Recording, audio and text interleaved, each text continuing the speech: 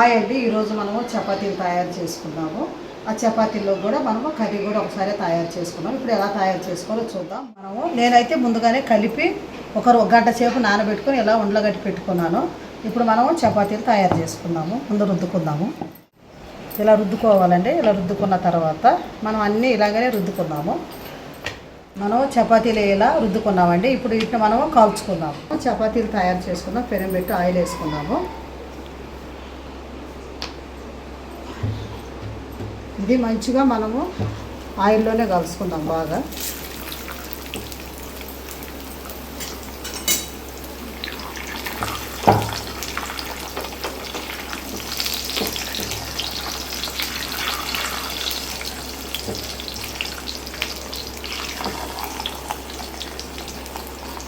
చపాతీలు ముందుగానే ఒక గంట నానబెట్టుకుంటే మనకి మెత్తగా వస్తాయి.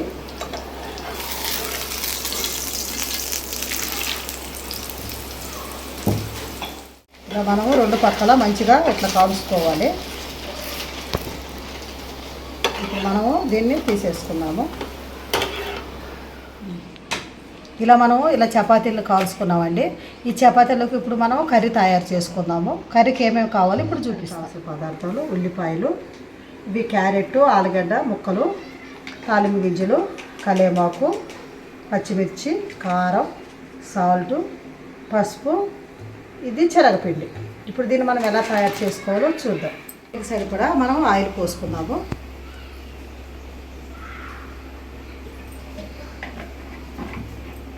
ఈ ఆయిల్ని ఒక 2 నిమిషాల పాటు హీట్ అవనిద్దాం. అయిందండి. ఇందులో మనం తాలింపు గింజలు వేసుకుందాము.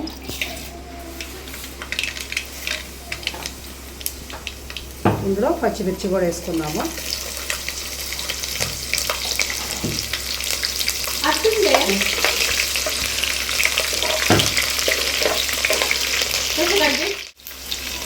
ఇందులో కరివేపాకు కూడా వేసుకుందాం.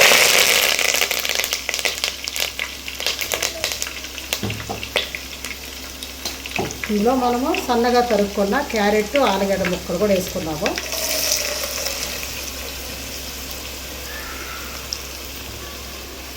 ఈ చపాతీ కర్రీకి ఉల్లిపాయలు ఎక్కువ పడతాయండి. మనం సన్నగా తరుక్కున్న 6 ఉల్లిపాయలను కూడా వేసేసుకున్నాము. ఉల్లిపాయలు ఎక్కువ వేస్తే రుచి బాగుంటుంది. ఇందులో కొంచెం సరిపడా సాల్టు,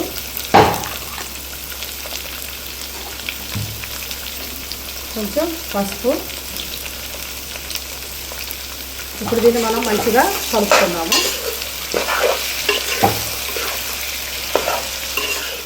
ఈ కర్రీ చపాతీలో కూడా కాదండి, పూరీలో కూడా ఇంకా బాగుంటుంది. మీరు కూడా ఒకసారి ట్రై చేసి చూడండి. దీన్ని మనము ఒక 5 నిమిషాల సేపు మంచిగా మగ్గనిద్దాం.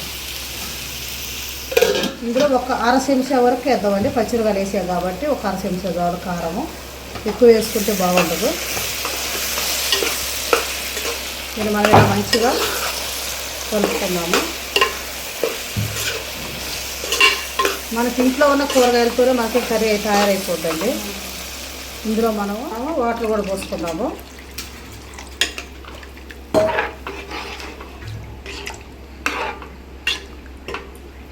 దీన్ని మనం ఇప్పుడు మంచిగా ఒక 5 నిమిషాల సేపు ఉడకనిద్దాం. 5 నిమిషాలు అయిందండి. ఇది మంచిగా ఉడికింది. మనకి ఆలుగడ్డలు ఇవి మంచిగా ఉడకాల, క్యారెట్. ఇప్పుడు ఇందులో మనము 3 చెంచాలు వేసి వాటర్లో ఇలా కలుపుకున్నామండి. ఇది కూడా ఇందులో వేసేద్దాం.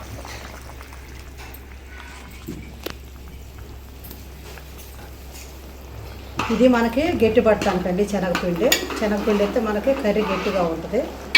దీన్ని ఎక్కువసేపు కూడా ఉడకనియద్దు. 1 నిమిషం పాటు దీన్ని కొంచెం ఉడకనిద్దాం. 1 నిమిషం పాటు ఉడికిందండి. ఇదిగో గట్టిగా అయిపోయింది ఇలాగా. ఇప్పుడు మనం దీన్ని దింపేసుకున్నాము.